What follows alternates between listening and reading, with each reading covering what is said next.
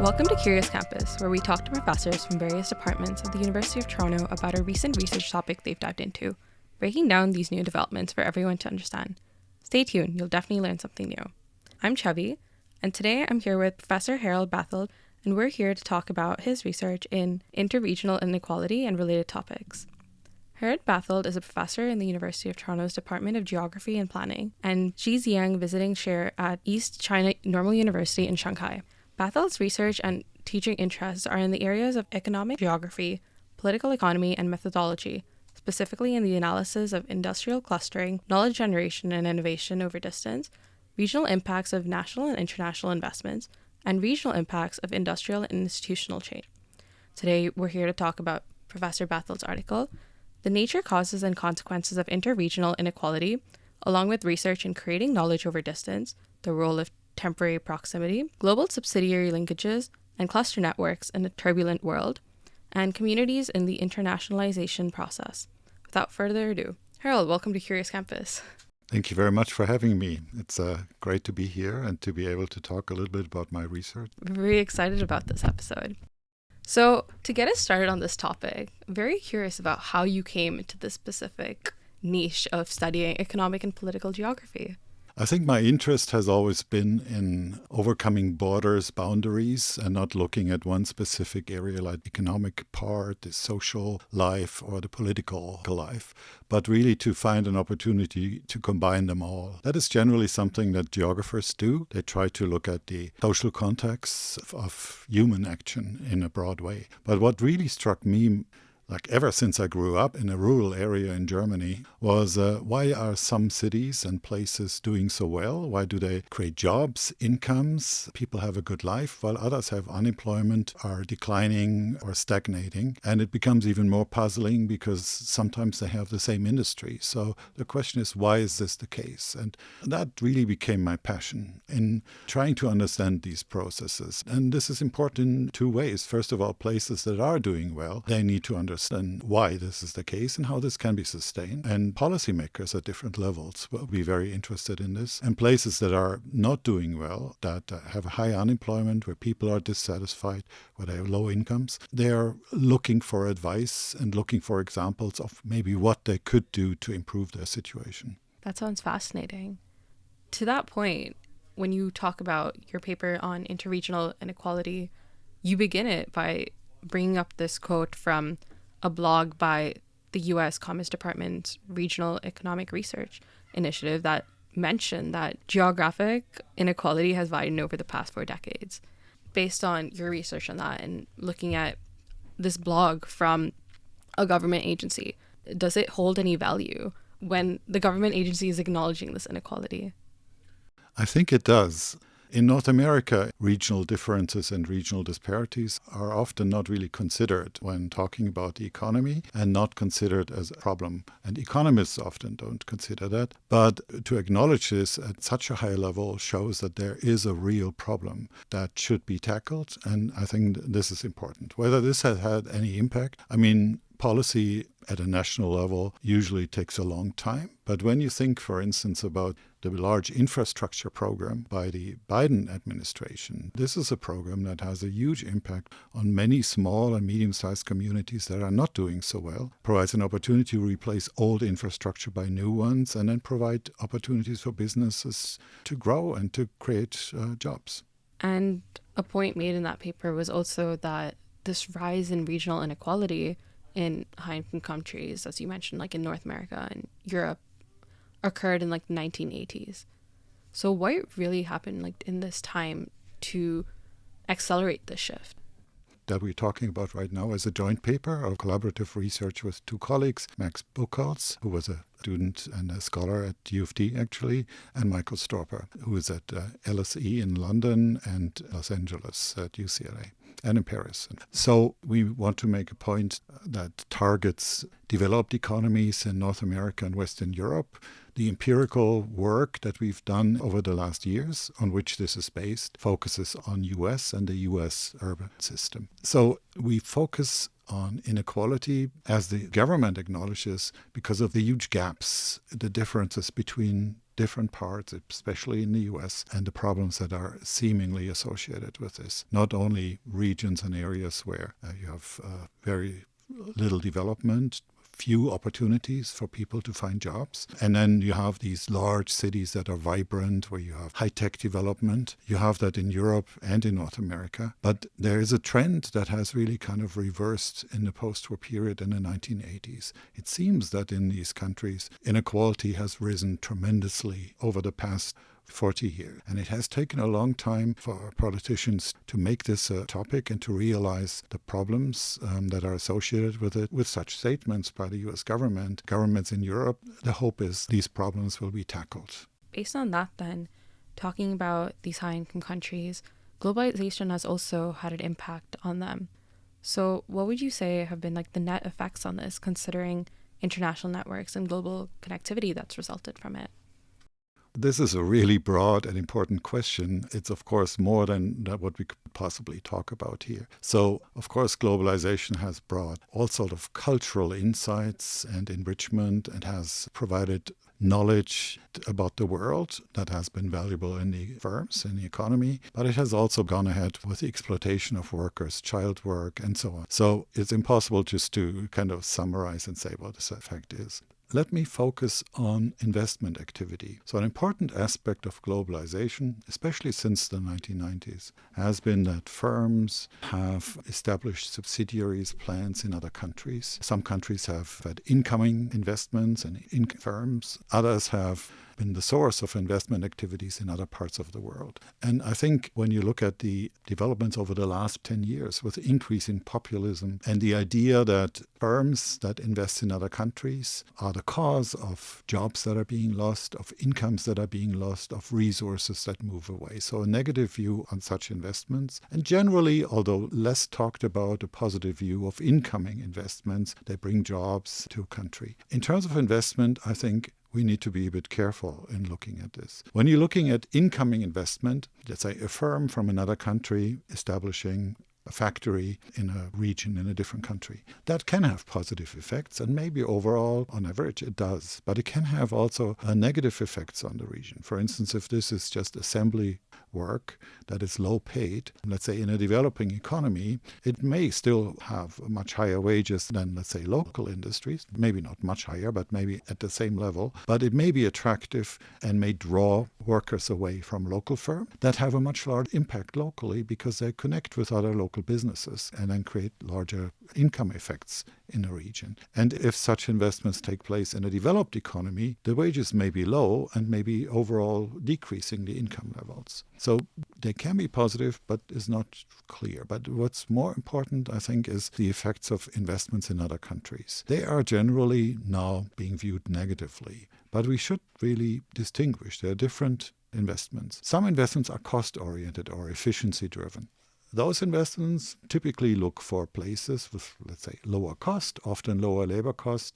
And indeed, since the 1990s, US firms that were mass manufacturers have relocated facilities to decrease cost. Mexico, China, just two examples that are often cited and quoted. And it has kept price of items for consumers low. However, even such investments in the long term, let's say investments to China, they may have originally the goal just to reduce cost, but over time, the local management may find it attractive also to offer such products to the Chinese market. So they will gather information over time about Chinese consumers in that case, and potentially find a new market for Chinese consumers who will buy these products and thus will benefit the entire operation also in the US. So the situation over time is not so clear. But importantly, there are many other types of investment. Resource-based investment, investments where firms try to, let's say, find access or secure access to specific resources that they need. There could be natural resources. And generally, if these investments are successful, then it is beneficial for the firm. So it will strengthen home-based operations. There may be investments in the target country, but they are likely limited and not full scale. So there will be likely positive effects that we can assume will occur. But even more importantly, market-driven investments. When firms become competitive, can have a larger market abroad if they sell their products to consumers elsewhere. Those investments try to understand foreign markets better potentially customized products so that they're fit the expectations of foreign customers. And those investments will have a huge positive impact. Typically investments will be focused on selected production activity. So the increasing market will have a positive impact on the home region, on the home country. Also the suppliers who are there will benefit from this. Workers that need to coordinate international activities. So there is an increasing demand for skilled workers in the home country. And overall what we observe is an increase in income as a consequence. And that is in the home country, also in the home region. And even more so, many investments are now driven by search and looking for specific knowledge. As industries specialize, as firms are more focused on innovation, on new products, and less so on low-price competition and low-price products. So they invest in other countries to make contact with the most advanced industries in these countries, to collaborate, to find out about foreign consumers and get ideas for innovation and new products. That again then flows back into the home country and has a positive impact. So overall, if we consider that the number of efficiency-seeking investments in relation to, let's say, knowledge and market-seeking investments is going down, then we can see that possibly the overall impact of investments in the home country and home region is not negative, as we are being told, but is a positive one. And there are entire countries and regions that are based on linkages with other countries. Take the German economy that is really strong in export activity and that has, since the 1980s and 1990s, invested in other countries and understands these markets better. This economy has very much benefited from these linkages over these years. Yeah, that's a very neat point to make. And does the higher income and all the benefits that you talk about, what does that say about the interregional inequality that's caused by the interregional and international connectivity? Not all places, not all cities, not all regions have the same capability to benefit from this or to engage in this. What we find is typically there's a concentration of the ability to create linkages with other countries by investing in other countries. This capability is very much focused on certain cities, on large cities, and those places that do not engage in this are not doing as well. And you see that in income development. For instance, at all of the cities in the US, you see that those cities that are more globally connected through incoming and outgoing investments, because knowledge flows through these, trade develops based on these, people go back and forth and exchange knowledge, and there are multiplier effects that happen because of this. Those cities that are more connected have higher incomes, do not develop the communities of workers, specialists that are capable to create such connections. Other firms don't have examples that have been successful in doing this, so they would follow these investments. So overall, what we find is there are places that are little connected. They don't have the capability to really develop these connections. They're missing the workers and communities that help them to establish this, and they are not benefiting from these processes. Mm-hmm. Yeah. And based on that, like a point mentioned in the paper was that real incomes equalize over time across space, which leads to the belief that population, not income, should be the focus of research. So can you explain this distinction? That is a good point. But actually, this is not our position. So not everybody sees interregional differences in income, in unemployment as a problem. So the standard, let's say, neoclassical perspective in economics assumes exactly that what you just referred to in the paper. The idea is if you have high unemployment and, let's say, low wages, then workers should move away to regions and places where there is work and where there is available. What happens in places that have low incomes, the number of the labor force becomes smaller, demand for labor lowers, and then wages may increase. This is the idea. And the idea behind that is then the problem is not that there are differences in wages and disparities in wages. The problem is that people don't recognize where they could find better jobs and where they should be moving. And the idea would then be to support mobility of people moving away to different places. We don't believe that this is the solution. This may be a solution when problems are not so persistent over such a long time period and not so large. But what we observe is that those places where We're talking here about small cities, possibly not even to small villages, but we have compared different types of cities in the US. What we observe is that these cities that are growing slowly, that have low incomes and maybe relatively high unemployment rates, do not benefit when people move away. The sorting processes, that is typically it's a terminology that's used in this, how people sort to places that fit them well. Such sorting mechanisms lead to a situation that some people will be left behind. People that have lower skills, that are less mobile, that are old, that are maybe racialized and do not have the information to move elsewhere, or that are bound because they have relatives or houses, and so their mobility is limited. Essentially, what that happens is that those people that are mobile, that are young, that have ambition, that maybe can start businesses, they move elsewhere, and all these ideas and ambition moves away with them. And what stays back is stagnation. It is little impulse for economic development. And that's maybe what we're seeing right now in a good part of the US, where we have regions that seem to be decoupled, where people have lost trust in government help, don't find jobs, they don't have incentives to invest in education, and do not have capabilities or possibilities to do so. So we believe that these disparities are not just temporary and could be changed so easily.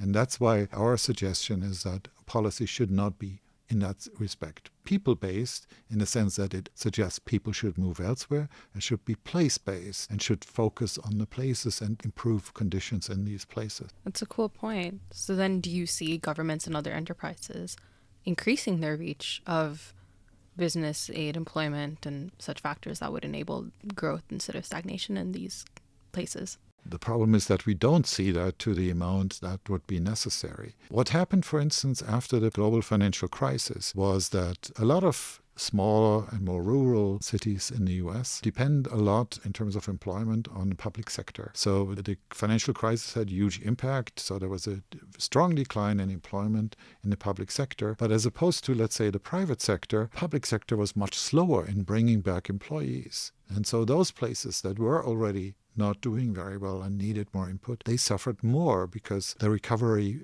took so long. And that is maybe what has contributed to this great political polarization. And we believe that all of these processes are kind of linked with each other. We need to pay attention to those places that are growing slow and not doing well, and to those people.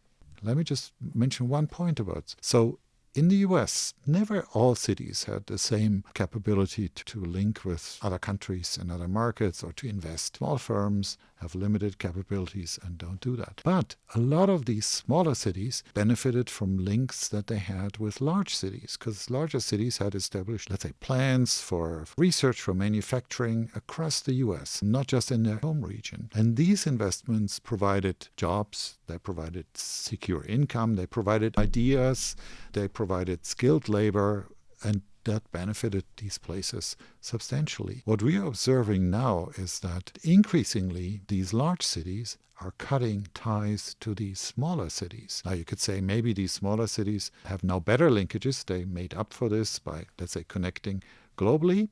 That hasn't happened. Or they have made other connections that help them to develop their economy better in the future. That hasn't happened. What we observe, though, is that those cities that are already at the top of the urban system, that have the highest incomes, that have the largest growth, that those cities make more investments and have more linkages among each other at a much higher rate than before, and the big cities in foreign countries. What we fear is that these leading places, some call them in the US these superstar cities, those places link with other leading local economies and other superstar cities in other countries. They create knowledge at the most sophisticated and highest level, develop the newest technologies, create high-paid jobs, while those other cities that do not have these linkages, they do not participate in these processes, and they're left behind. And you do have these positive feedback processes and developments in bigger cities. You don't have any such processes, and possibly negative feedback processes that kind of lead to decline in these smaller places. So then from your standpoint, is it more important for a country to focus on its own cities rather than thinking from a higher scale about how to support better pay, better opportunity from a global standpoint rather than a local standpoint?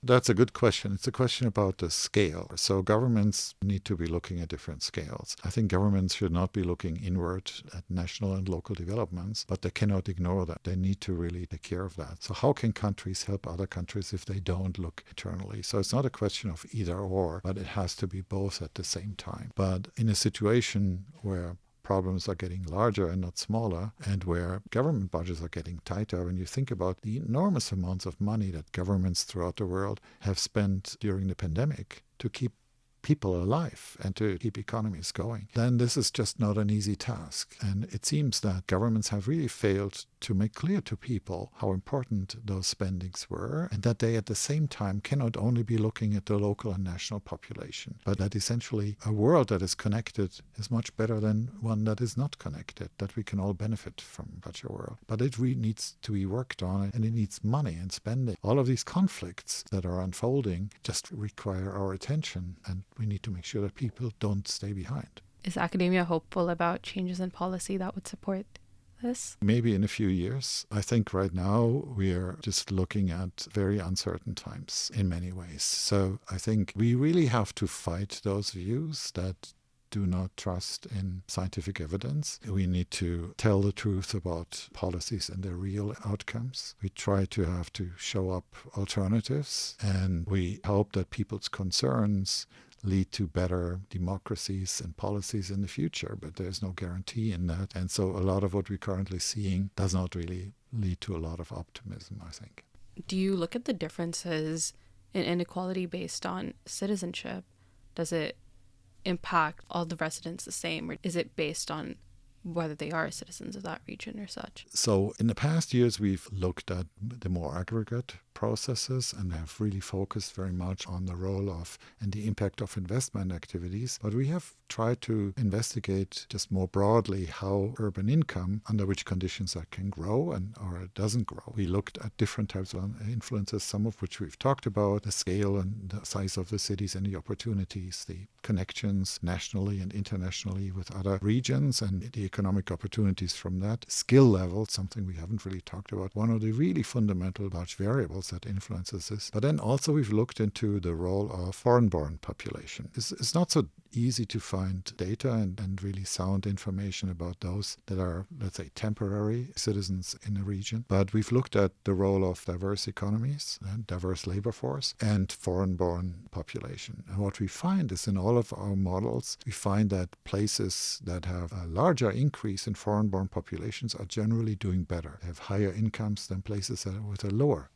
increase in foreign-born population. And we find actually interesting correlations between the rise of populism and all of these indicators. So the larger cities are, the less are people inclined to vote for populist parties. The more they are internationally connected and also nationally connected, the less they are inclined to vote populist. And the more foreign population there is, the less they are inclined to vote populist. So all of these indicators seem to have some relation and be linked in some way. So there's a really interesting question of whether cities that are more diverse in terms of their labor force, whether they're doing better and what the impact is of a diverse labor force. And there is some research, but it's a surprisingly small amount. There isn't really that much research that has looked at this really broadly, let's say, over the entire urban system of a country. But some of the recent research that has been conducted by some researchers of U of T has shown that a large foreign-born population and diversified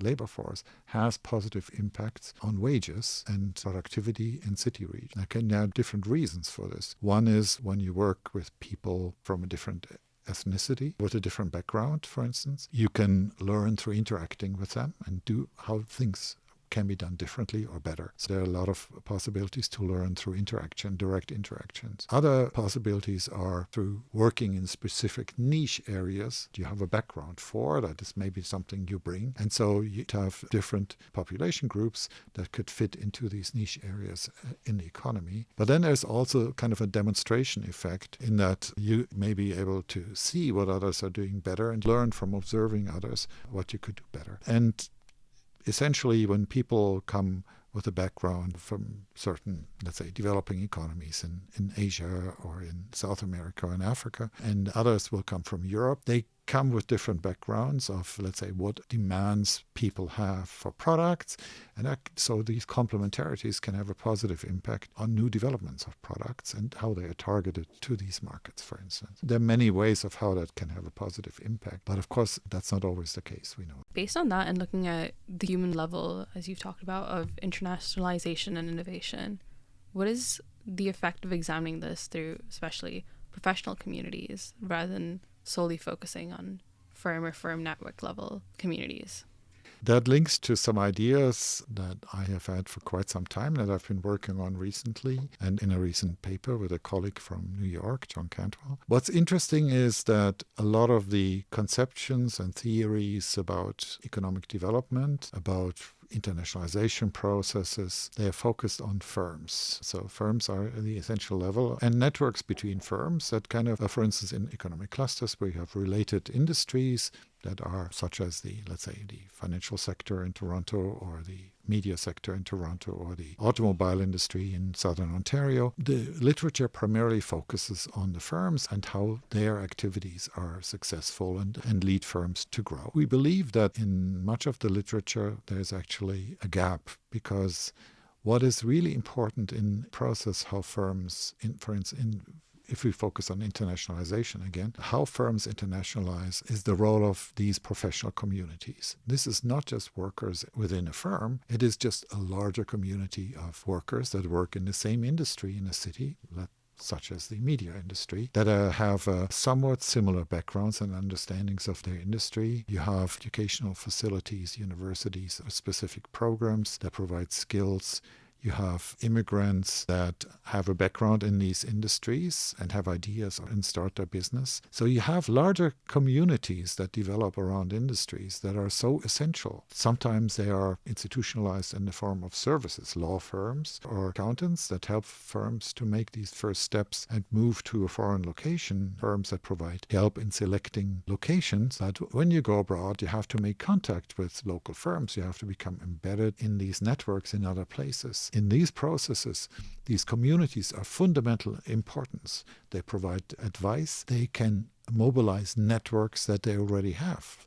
Speaking about migrants, for instance, some migrants in education in a specific industry sector, they can be used as connectors between different countries in understanding the differences of how work is organized or how consumers evaluate products or how to find partners and how to do business. So these communities are of such essential importance, but not only for small firms that start becoming international. Large firms have done this for many years, and they have access and know how to do this. They want to maintain their position. So they need to understand what their next products will be. They need to connect with markets in the destination countries. And so they need in the same way these communities to provide this knowledge so they can be successful in innovation. And we believe this is just really fundamental because it opens the door to not only look at firms. So essentially, just many years ago, the idea was that firms are kind of successful because of their own internal structures. And then in the 1990s, it just became clear with the work of Michael Porter and others that it is actually the environment of firms that it plays a fundamental role. Other businesses that they're connected with, for instance, regional networks that may develop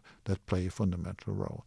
Now, looking at communities in a similar way suggests that we need to look outside of the boundaries of the firm as an institutionalized unit. And we need to see these communities. And if these communities are so important and support internationalization, then linking back to questions of interregional inequality, those cities that are few linkages, that have low incomes or that are stagnating, need to have such communities in order to be able to internationalize. So if they don't have these communities, the question is then how could they develop these communities, or how could they get access to the knowledge that they need? So these are all questions that are really related to each other and all link back to each other. But they all suggest that it is so important to look at these smaller places that are disadvantaged, that could be doing so much better if they could create linkages and had the infrastructure to do so. Mm-hmm. And I'm curious, so your research mostly talks about professional communities, but in terms of migrant communities or even those from more disadvantaged communities, What is the distinction then between social communities that could also help them move into professional roles that would help with employment or future growth? Or are these lines kind of blurred? Lines are always blurred if you want to make them blurred, and there's always interconnections. Yes, yes, yes. But so, I mean, to make things clear, you just try to draw boundaries, and then you take them back because you realize that these boundaries are not so. I've been focused in my work really on how firms do well in certain places and how they can create jobs and incomes for people. And those communities that I'm talking about are managers, entrepreneurs, but they're also workers with experience. They are people in research facilities, experts of other countries. There are lawyers in service firms and accountants and so on. It's a larger group, but a lot of these could also be immigrants. So if you have places with a lot of immigration, like Canada, like Toronto, you could imagine that should a focus of national and provincial and local governments to focus on how these communities can actually help to create exactly these linkages and develop policy programs to do so, to develop linkages between countries. There is probably some policy programs available and there's some help available at a smaller scale. To come back to your question about social communities, so when immigrants, for instance,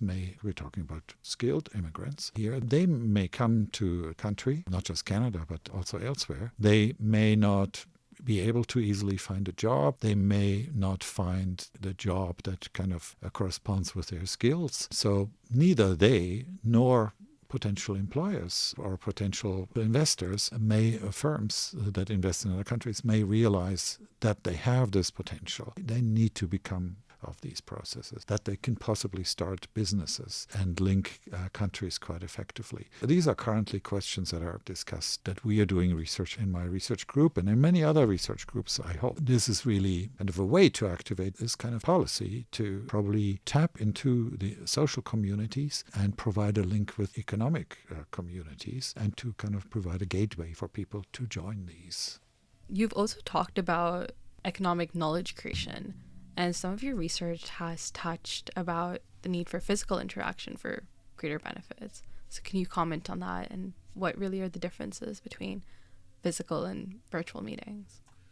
As an economic geographer, we're always interested, because we know how important it is, in the role of place and space. So people are always based somewhere. So they have networks of other people they meet, friends and people that are not friends. They are linked with economic and non-economic activities in life and meet people sometimes in different functions. So as the question that I mentioned in the beginning, why do some places do better than others? That's also driven this research. I have just finished a book manuscript that should be published on what I call knowledge creation over distance. Face-to-face interaction is fundamentally important. We know that for a long time period. When you sit face-to-face, you can interact much more effectively. You have all sort of social cues. You can use your eyes, your hands to explain things, to create relationship, a commitment. If you see when somebody doesn't understand, so you explain in a different way, and you get a question, you can respond right away. So these face-to-face interactions can be extremely effective. Again, think of an economic purpose, creates solutions to problems that occur on a daily basis. And let's say in production, it provides ideas for innovation, for new products. And essentially it creates jobs. So that we know all that. But we also know that not all interaction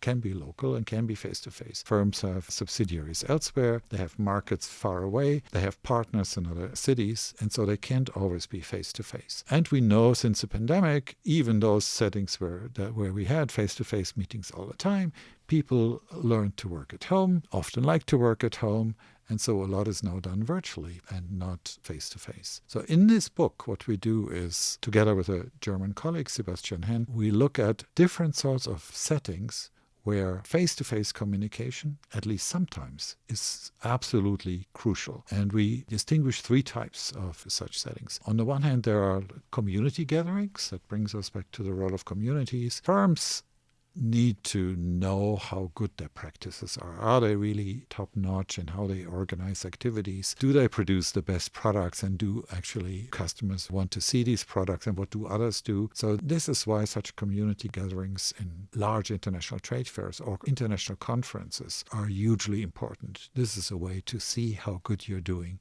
a way to connect with these communities, with people that may be just as frustrated as you are in your job. You see what others are doing better, let's say at a conference, and then you can take that with you back home. And you develop strategies how to enter other markets, how to find partners, and so on. So these community gatherings are fundamentally important. Imagine you have people that meet every 3 or 4 years for a few days. Of course, they don't know each other all, but some do. And you can easily link to these people because you're in the same business, you have the same interest to go to these events. It's an incredible opportunity. So these are really fundamentally important events. The second aspect that we emphasize are ordinary coordination meetings within firms. For instance, firms have branches in other places, in the same region, in other cities, so they need to be coordinated. This coordination, and there are important aspects that really require people sit face to face to solve problems, to make sure that problems don't develop, let's say problems between labor force in different places that have different interests or have different vision of where to go. But then also problems in terms of solving technical problems,